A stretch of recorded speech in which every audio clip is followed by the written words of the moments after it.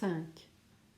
Quel fut l'étonnement de Nathanaël lorsque, voulant entrer dans sa demeure, il vit que la maison tout entière avait brûlé et qu'il n'en restait qu'un monceau de décombres, autour desquels s'élevaient les 4 murailles nues et noircies. Bien que le feu eût éclaté dans le laboratoire du chimiste, situé au plus bas étage, les amis de Nathanaël étaient parvenus à pénétrer courageusement dans sa chambre et à sauver ses livres, ses manuscrits et ses instruments. Le tout avait été transporté dans une autre maison où ils avaient loué une chambre dans laquelle Nathanaël s'installa.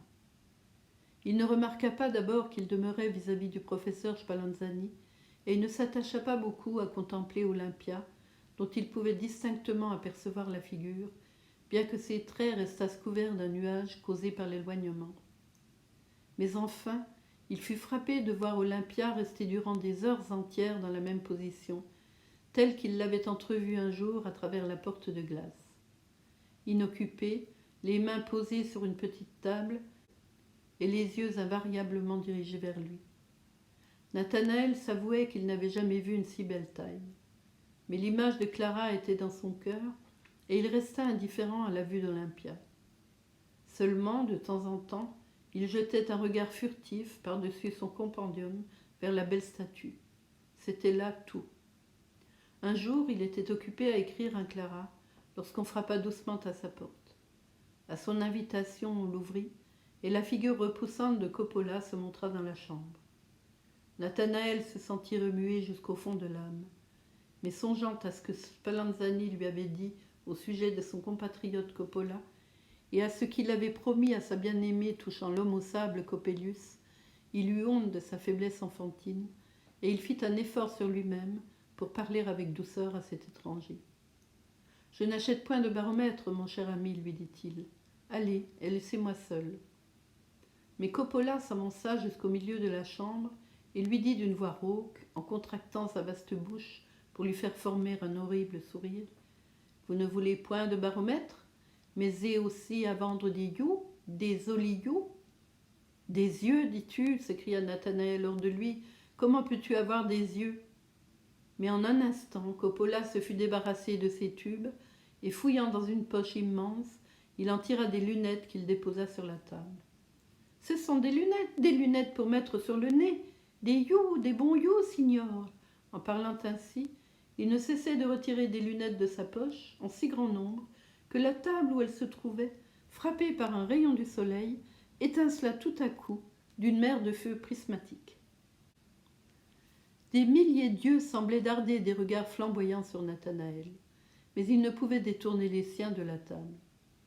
Coppola ne cessait d'y amonceler des lunettes, et ses regards, devenant de plus en plus innombrables, étincelaient toujours davantage et formaient comme un faisceau de rayons sanglants qui venaient se perdre sur la poitrine de Nathanaël. Frappé d'un effroi sans nom, il s'élança sur Coppola et arrêta son bras au moment où il plongeait encore une fois sa main dans sa poche pour en tirer de nouvelles lunettes, bien que toute la table en fût encombrée. « Arrête, arrête, homme terrible !» lui cria-t-il. Coppola se débarrassa doucement de lui en ricanant et en disant: « Allons, allons, ce n'est pas pour vous, signor, mais voici les lorgnettes, des jolies lorgnettes. » Et en un clin d'œil, il eut fait disparaître toutes les lunettes et tiré d'une autre poche une multitude de lorgnettes de toutes les dimensions. Dès que les lunettes eurent disparu, Nathanaël redevint calme et, songeant à Clara, il se persuada que toutes ces apparitions naissaient de son cerveau. Coppola ne fut plus à ses yeux un magicien et un spectre effrayant, mais un honnête opticien, dont les instruments n'offraient rien de surnaturel. Et pour tout réparer, il résolut de lui acheter quelque chose. Il prit donc une jolie lorgnette de poche, artistement travaillée, et pour en faire l'essai, il s'approcha de la fenêtre. Jamais il n'avait trouvé un instrument dont les verres fussent aussi exacts et aussi bien combinés pour rapprocher les objets sans nuire à la perspective et pour les reproduire dans toute leur exactitude. Il tourna involontairement la lorgnette vers l'appartement de Spallanzani. Olympia était assise comme de coutume devant la petite table, les mains jointes. Nathanaël s'aperçut alors pour la première fois de la beauté des traits d'Olympia. Les yeux seuls lui semblaient singulièrement fixes et comme morts. Mais plus il regardait à travers la lunette, plus il semblait que les yeux d'Olympia s'animassent de rayons humides. C'était comme si le point visuel se fût allumé subitement, et ses regards devenaient à chaque instant plus vivaces et plus brillants. Nathanaël, perdu dans la contemplation de la céleste Olympia, était enchaîné près de la fenêtre, comme par un charme. Le bruit qui se fit entendre près de lui le réveilla de son rêve. C'était Coppola qui le tirait par l'habit. « Trizecchini, 3 ducats, disait-il. Nathanaël avait complètement oublié l'opticien. Il lui paya promptement le prix qu'il lui demandait.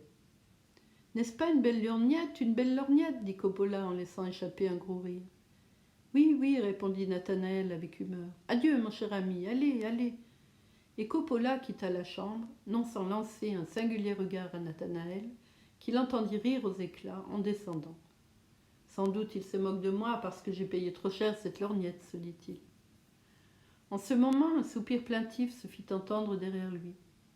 Nathanaël put à peine respirer, tant fut grand son effroi. Il écouta quelques instants. « Clara a bien raison de me traiter de visionnaire, dit-il enfin. Mais n'est-il pas singulier que l'idée d'avoir payé trop cher cette lorgnette à Coppola m'ait causé un sentiment d'épouvante ?» Il se remit alors à sa table pour terminer sa lettre à Clara, mais un regard jeté vers la fenêtre lui apprit qu'Olympia était encore là. Et au même instant, poussé par une force irrésistible, il saisit la lorgnette de Coppola et ne se détacha des regards séducteurs de sa belle voisine qu'au moment où son camarade Sigismond va l'appeler pour se rendre au cours du professeur Spallanzani. Le rideau de la porte de glace était soigneusement abaissé, il ne put voir Olympia. Les 2 jours suivants, elle se déroba également à ses regards, bien qu'il ne quittât pas un instant la fenêtre, la paupière collée contre le verre de sa lorgnette. Le 3e jour même, les rideaux des croisées s'abaissèrent. Plein de désespoir, brûlant d'ardeur et de désir, il courut hors de la ville. Partout l'image d'Olympia flottait devant lui dans les airs. Elle s'élevait au-dessus de chaque touffe d'arbre, de chaque buisson, et elle le regardait avec des yeux étincelants, du fond des ondes claires de chaque ruisseau. Celle de Clara était entièrement effacée de son âme. Il ne songeait à rien qu'à Olympia, et il s'écriait en gémissant « Astre brillant de mon amour, ne t'es-tu donc levé que pour disparaître aussitôt et me laisser dans une nuit profonde ?»